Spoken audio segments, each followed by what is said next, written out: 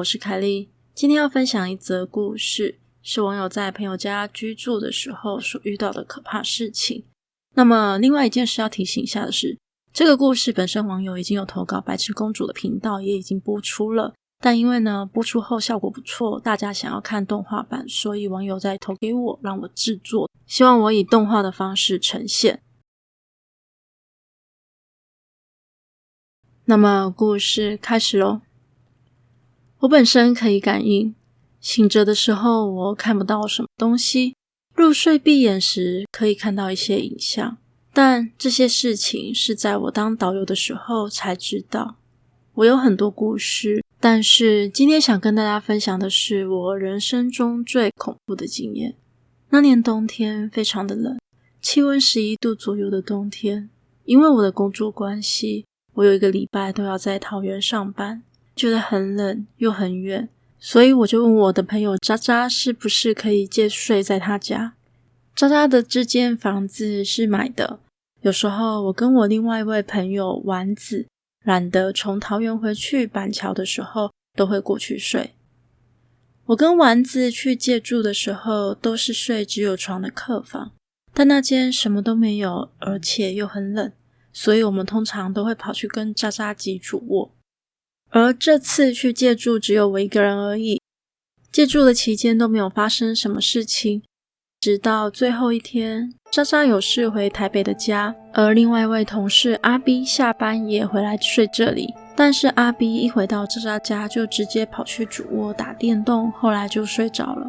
那我想说我就去客房睡，不要吵到阿 B 好了。于是走到客房看了一下另外一间是有柜子的那一间，想说不知道会不会温暖一点，就进去弄一弄准备睡了。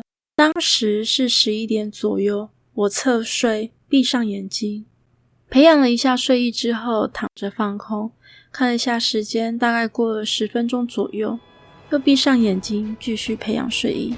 耳朵呢则是一直环绕着阿 B 的交响乐，因为我们门都没关，所以听得到他从主卧出来的音乐声。就这样不知道过了多久，我想大概又是10分钟吧。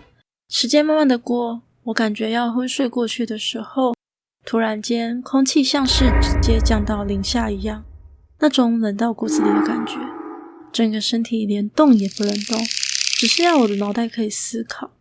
就在我正疑惑发生了什么事情的时候，跟拍电影似的一样，我闭着眼，一片黑暗，但突然在我脑海中出现了一个画面。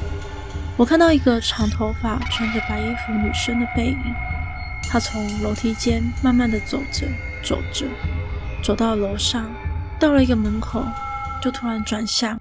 我从侧面看不到她的五官，她的头发跟贞子一样遮住了。突然画面一转，我站在客厅，看到那个女生穿门而入。她在客厅停了一下，接着她慢慢的走到厕所门前停了下来。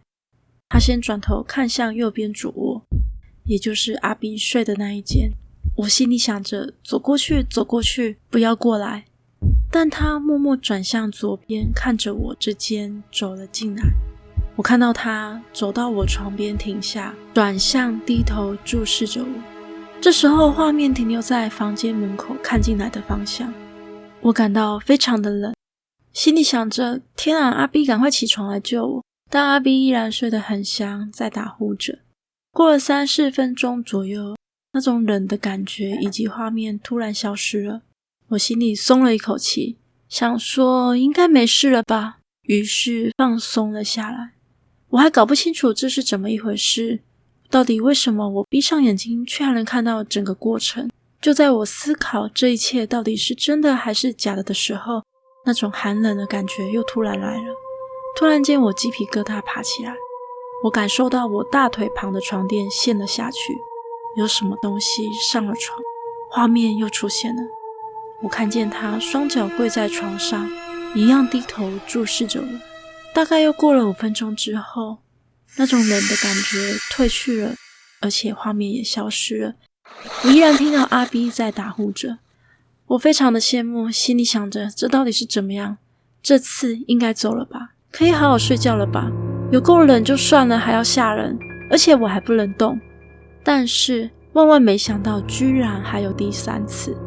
这一次我感受到非常大的压迫感，画面一出现，我整个脑袋一片空白，我完全傻了。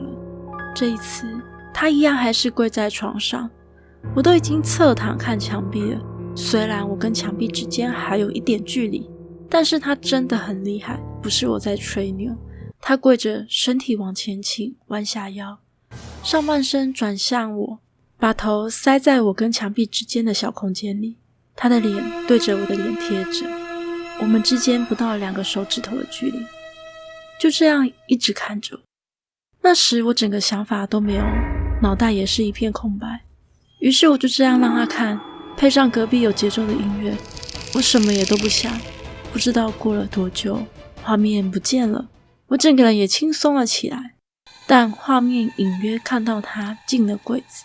通常有状况我都会起来查看到底是怎么一回事，但这次我怂了。我一直在思考着，刚刚根本没离开过，他一直在试探着我是不是知道他的存在。我赶快睡觉，假装没事，谁知道等等又会发生什么事呢？这期间我连动都不敢动。就这样，这个晚上过去了。隔天我照常去上班，工作完之后我就打电话给渣渣说，我跟你讲一件事，虽然我不知道怎么回事，但我还是觉得要告诉你。渣渣就回我说，什么啊？你家有鬼。我把昨天晚上发生的事情都跟渣渣说了。渣渣回我说，真的假的？不要骗我啦。真的，就在那一间。于是他问了所有有睡过那一间房间的人，至少问了10个人吧，大家都说没怎么样啊。最后他问到了丸子，渣渣问他说，那一间真的有鬼吗？丸子就说有啊。渣渣就说，认真吗？丸子就说，在柜子啊，普通人没有什么问题，但是只要有体质的人睡在那一间就会有惊喜。这件事也就这样不了了之。在5年后，我又跟丸子再次聊起那间房子。我说，你知道那间房子已经卖掉了吗？丸子就说，怎么这么刺激？仔细聊了一下才发现，丸子碰到的时候都是那个女生站在床边，但是我碰到的是她有在床上盯着我这样。后来我猜测，那一间可能是间凶宅，但是被隐瞒了。然后那个柜子虽然是新买的，但也有可能是旧翻新，所以不知道是因为房子的关系呢，还是因为那个柜子的关系。今天的故事就这样结束咯。嗨，大家觉得今天的故事怎么样呢？我觉得今天的故事其实还蛮可怕的，而这个投稿者本身其实是灵异体质，所以他其实有很多故事。我今天只是画出他的其中一篇，之后会陆陆续续把他的投稿的所有故事给画出来，请大家期待哦。最后别忘了留言、分享、订阅，并且开启小铃铛。我们下次见咯，拜呢。